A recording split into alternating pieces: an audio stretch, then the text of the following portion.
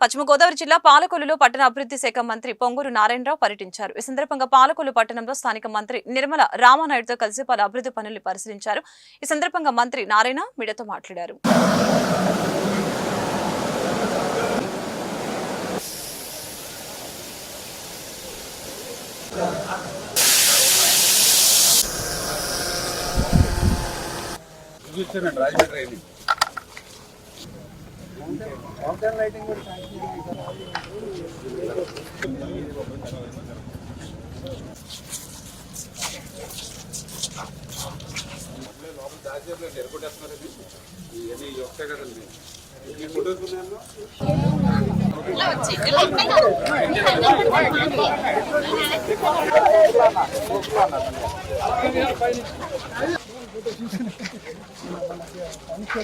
ఈరోజు ఆంధ్రప్రదేశ్ రాష్ట్రానికి ఒక రాజధాని లేనిటువంటి రాష్ట్రానికి మళ్ళీ ఒక రాజధాని ఈవేళ అమరావతి ఏర్పడుతుంది అని అంటే అది చంద్రబాబు నాయుడు గారికి తోడుగా ఈవేళ నారాయణ గారి యొక్క నిర్మాణం.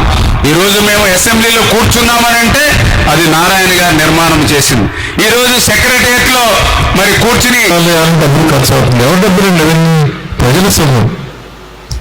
అంటే పరిపాలన చేయటం జగన్మోహన్ రాదు. నేను ఎందుకు చెప్తున్నానంటే 2019 ఫిబ్రవరిలో Asian infrastructure investment bank, world bank దాంట్లో 5,350 కోట్లు శాంక్షన్ చేయించారు. దేనికంటే ప్రతి ఒక్కరికి మీరు ఈ రాష్ట్రంలో ఉన్న ప్రతి మున్సిపాలిటీలో ఉండే వాళ్ళందరికీ చక్కగా ఇంటికి కొళాయి ఇవ్వాలి. ప్రతి ఇంటికి కొళాయి ఇవ్వాలి. 5,350 కోట్లు. అదే రామానాయుడు అడుగుతుంది, ఆ 200 కోట్లు మళ్ళా మాకు ఇవ్వండి. 2019 ఫిబ్రవరిలో శాంక్షన్ చేస్తే